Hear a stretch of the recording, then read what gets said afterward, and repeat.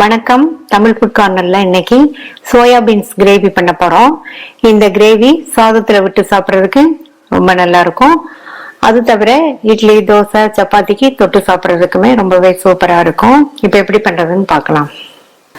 இது வரைக்கும் Tamil food corner சேனலை சப்ஸ்கிரைப் பண்ணாதவங்க சப்ஸ்கிரைப் பண்ணிக்கங்க. 300 கிராம் சோயா பீன்ஸை இந்த குக்கர்ல சேர்த்துட்டு இது கூட 3/4 டீஸ்பூன் டேபிள் சால்ட், இந்த பீன்ஸ் முங்குற அளவுக்கு தண்ணி சேர்த்தாச்சு. நல்லா மிக்ஸ் பண்ணி விட்டுட்டு மூடி வச்சிடலாம்.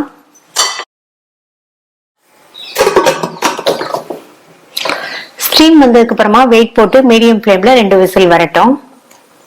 இந்த கிரேவிக்கு அரைக்க வேண்டியதை அரைச்சுக்கலாம்.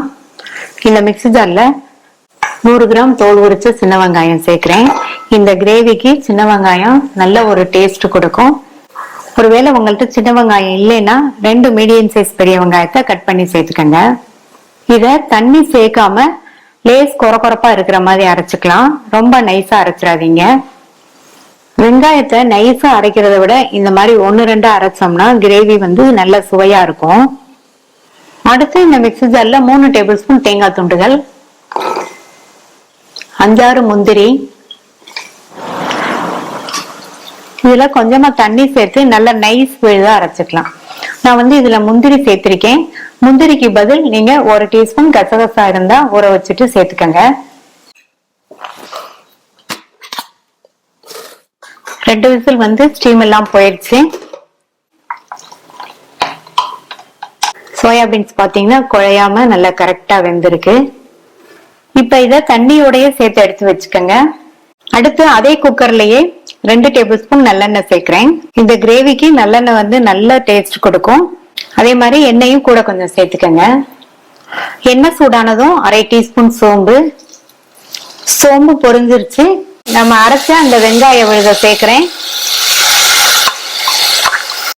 இது கூட கொஞ்சம் கறிவேப்பிலை, கூட ஒரு பச்சை மிளகாவை கீறி சேர்க்கலாம்.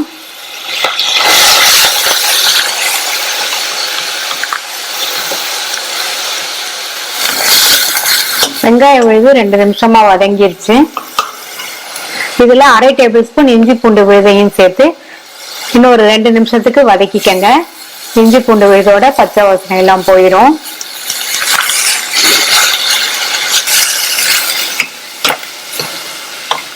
அடுத்து இதுல 2 மீடியம் சைஸ் தக்காளிய இந்த மாதிரி பேஸ்ட் மாதிரி அரைச்சு சேர்க்கிறேன்.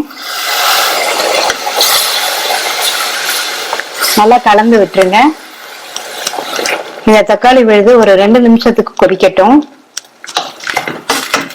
அடுத்து இதுல 1/4 டீஸ்பூன் மஞ்சள் தூள், 3 டீஸ்பூன் தனி மிளகாய் தூள் சேர்க்கிறேன்.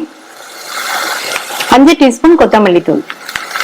சோயாபீன்ஸ் வேகும் போது உப்பு சேர்த்தோம். இப்ப இந்த மசாலாக்கு தேவையான அளவு உப்பு நல்லா கலந்து விட்டுருங்க. இதுல கரம் மசாலா தூள் நான் கடைசியில சேர்க்க போறேன்.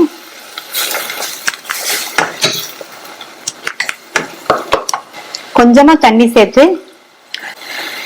மசாலா தூளோட பச்சை வாசனை எல்லாம் போற வரைக்கும் வதங்கிட்டு இருக்கட்டும். ஓரங்கள்லாம் நல்லா எண்ணெய் பிரிஞ்சு வந்துருச்சு. நம்ம சேர்த்த மசாலா தூளோட பச்சை வாசனை எல்லாம் போயிடுச்சு. வேக வச்ச சோயாபீன்ஸை தண்ணியோடயே சேர்த்துருங்க. இது கூட 1 கப் அளவுக்கு தண்ணி சேர்க்கிறேன்.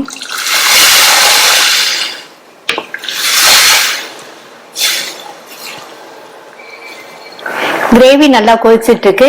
மசாலாவோட சேர்ந்து இந்த சோயாபீன்ஸ் 3-4 நிமிஷம் வெந்துட்டு இருக்கட்டும். 3 நிமிஷம் ஆச்சு. அடுத்து இதுல நம்ம அரைச்ச தேங்காய் முந்திரி விழுத சேர்த்துக்கலாம். மிக்ஸி ஜாரை கழுவி கொஞ்சமா தண்ணி சேர்க்கிறேன்.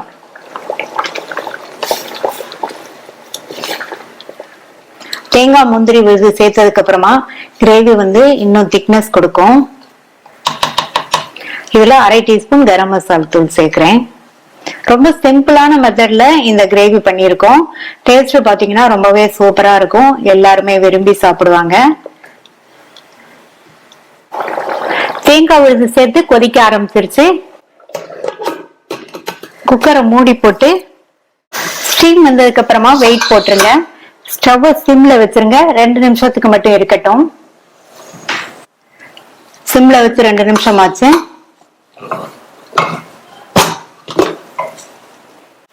நல்லா வாசனையா இருக்கு. இதுல பொடியா கட் பண்ண கொத்தமல்லி இலைகள் கொஞ்சம் சேர்த்துடலாம்.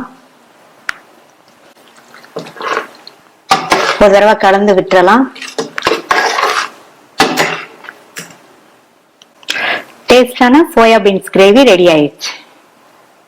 ட்ரை பண்ணி பார்த்துட்டு உங்க கமெண்ட்ஸை சொல்லுங்க. தேங்க்யூ.